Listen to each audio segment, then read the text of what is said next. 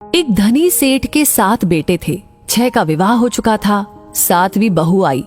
वो सत्संगी माँ बाप की बेटी थी। बचपन से ही सत्संग में जाने से सत्संग बस गया था जीवन में। ससुराल में घर का सारा काम तो नौकर चाकर करते हैं। जेठानियां केवल खाना बनाती है, उसमें भी खटपट होती रहती है। बहू को सुसंस्कार मिले थे कि अपना काम स्वयं करना चाहिए और प्रेम से मिलजुल करके रहना चाहिए। अपना काम स्वयं करने से स्वास्थ्य बढ़िया रहता है। उसने युक्ति खोज निकाली और सुबह जल्दी स्नान करके शुद्ध वस्त्र पहनकर पहले ही रसोई में जा बैठी। जेठानियों ने टोका, लेकिन फिर भी उसने बड़े प्रेम से रसोई बनाई और सबको प्रेम से भोजन कराया। सभी बड़े तृप्त व प्रसन्न हुए। दिन में सास छोटी बहू के पास जाकर बोली, बहू तू सबसे छोटी है, तू रसोई क्यों बनाती है? तेरी 6 जेठानियां हैं। बहू ने कहा, माँ जी, कोई भूखा अतिथि घर आ जाए तो उसको आप भोजन क्यों कराते हैं? सास ने कहा, बहू, शास्त्रों में लिखा है कि अतिथि भगवान का स्वरूप होता है। भोजन पाकर वो तृप्त होता है तो भोजन कराने वाले को बड़ा पुण्य मिलता है। माँ जी, अतिथि को भोजन कराने से पुण्य होता है तो क्या घर वालों को भोजन कराने से पाप होता है? अतिथि में भगवान का स्वरूप है तो घर के सभी लोग भी तो भगवान का ही स्वरूप है, क्योंकि भगवान का निवास तो जीव मात्र में है। और माँ जी, अन्न आपका, बर्तन आपके, सब चीजें आपकी हैं। मैं जरा सी मेहनत करके सब में भगत भाव रख के रसोई बनाकर खिलाने की थोड़ी सी ही सेवा कर लूं तो मुझे पुण्य होगा कि नहीं होगा? सब प्रेम से भोजन करके तृप्त होंगे, प्रसन्न होंगे तो कितना लाभ होगा। इसलिए माँ जी, आप रसोई मुझे बनाने दीजिए। कुछ मेहनत करूंगी तो स्वास्थ्य भी बढ़िया रहेगा।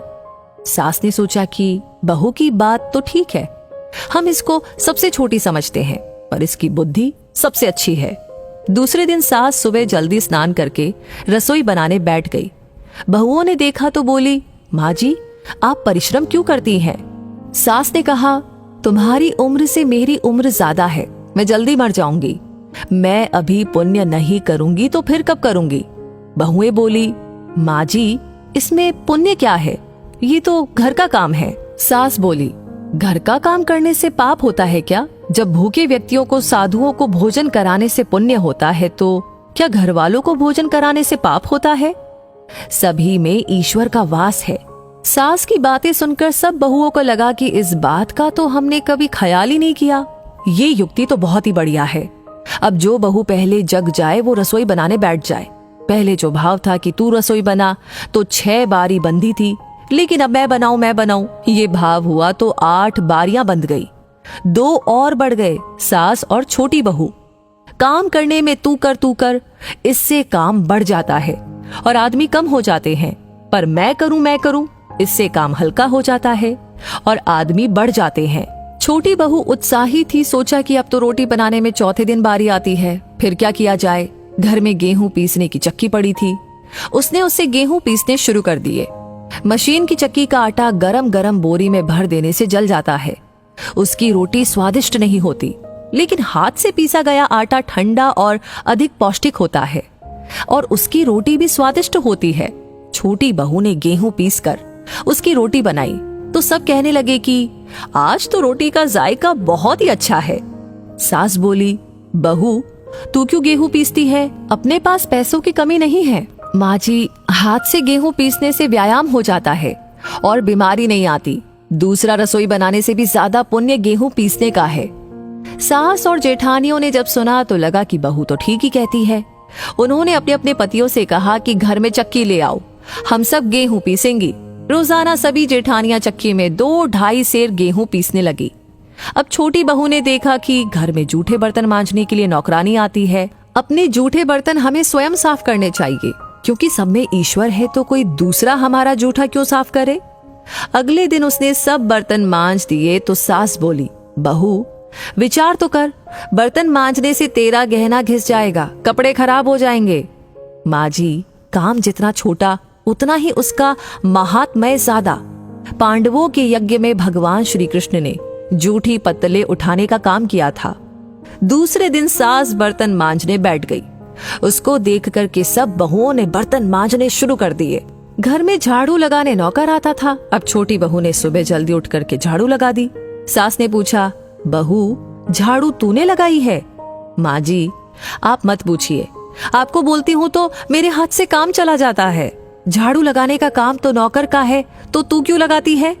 माँ जी, रामायण में आता है कि वन में बड़े बड़े ऋषि मुनि रहते थे, लेकिन भगवान उनकी कुटिया में न जाकर के पहले शबरी की कुटिया में गए, क्योंकि शबरी रोज चुपके से झाड़ू लगाती थी, पंपा सरोवर का रास्ता साफ करती थी कि कहीं आते जाते ऋषि मुनियों के पैरों में कंकड़ न चुभ जाए।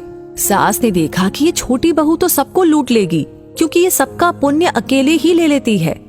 अब सास और सब बहुओं ने मिलकर के झाड़ू लगाना शुरू कर दिया।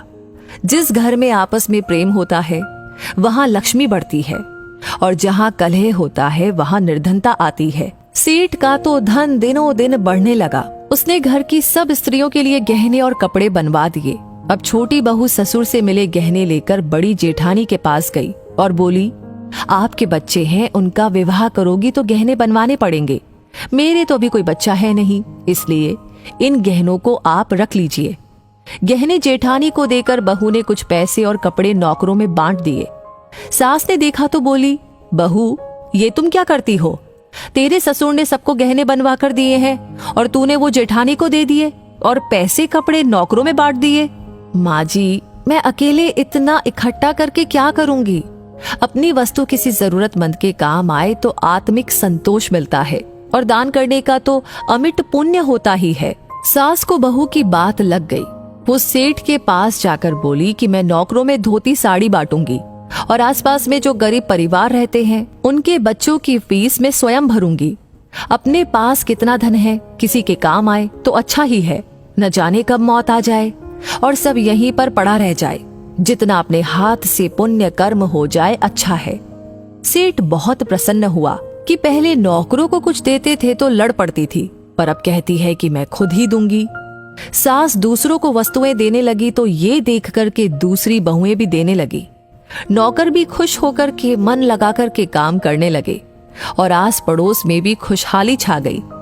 श्रेष्ठ मनुष्य जो जो आचरण करता है दूसरे मनुष्य वैसा वैसा ही करते हैं। वो जो कुछ प्रमाण कर देता है दूसरे मनुष्य उसी के अनुसार आचरण करते हैं।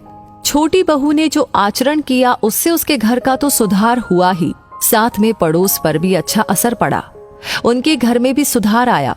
देने के भाव से आपस में प्रेम भाईचारा बढ़ गया।